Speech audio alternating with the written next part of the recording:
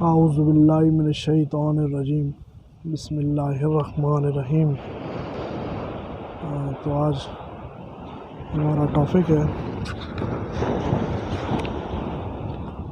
علامت ولایت۔ علامت ولایت کیا ہے یہ ہم آپ کو بھی بتائیں گے۔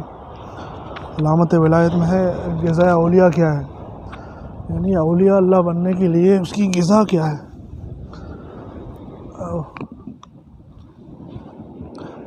بعض لوگ نظر بازی یعنی آنکھوں کا زنا بھی کرتے ہیں اور ولی اللہ بننے کا خواب بھی دیکھتے ہیں۔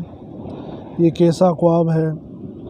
اگر ولی اللہ بننا ہے تو غذائے اولیاء کھانی ہوگی، جیسی مخلوق ہو اس کو ویسی غذا ملنی چاہیے۔ اگر انسان کو گدھے والی غذا یعنی بھوسا کھلا دیا جائے تو وہ بچے گا۔ لہٰذا اگر ولی اللہ بننا چاہتے ہو تو غذائے اولیاء کھاؤ۔ غذائے فساق کیوں کھاتے ہو؟ فاسقانہ غذا کھا کر صوفیانہ مقامات طے کرنا چاہتے ہو؟ اور غذائے اولیاء کیا ہے؟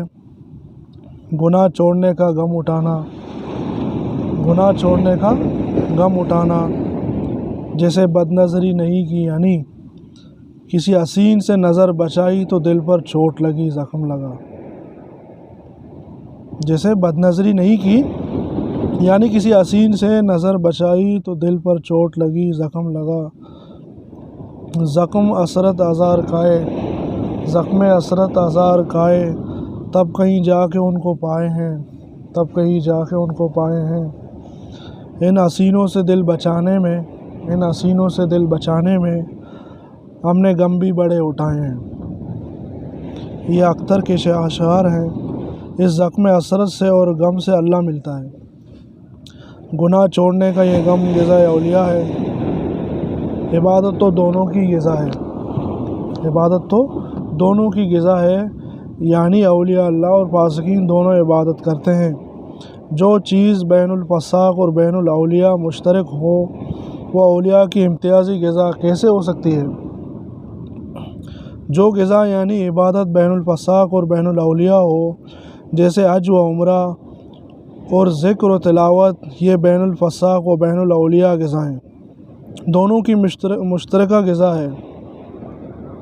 لیکن اولیاء اللہ کی امتیازی غذا تقویٰ ہے، اولیاء اللہ کی امتیازی غذا تقویٰ ہے، جو فساق کو نصیب نہیں ہوتا۔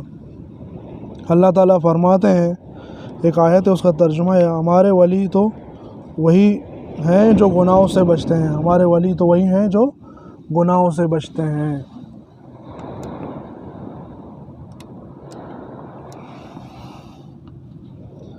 لہٰذا اللہ تعالیٰ کو ناراض کرنے والا ان کا ولی بننے کا خواب کیسے دیکھ سکتا ہے؟ جواباً جو ابا کو ناراض کرتا ہے اور کہتا ہے کہ میں تو بڑا لائق بیٹا ہوں، تو کیا لائق بیٹا ایسے ہی ہوتے ہیں؟ کسی سے غلطی تو ہو سکتی ہے۔ ہم یہ نہیں کہتے کہ ولی اللہ بالکل معصوم ہوتے ہیں، لیکن اگر کبھی خطا ہو جائے تو فوراً 2 رکعت توبہ پڑھ کر اللہ تعالیٰ سے اتنا روتے ہیں کہ وہ خطا سبب عطا ہو جاتی ہے، سبب عطا ہو جاتی ہے، اللہ کو رحم آنے لگتا ہے۔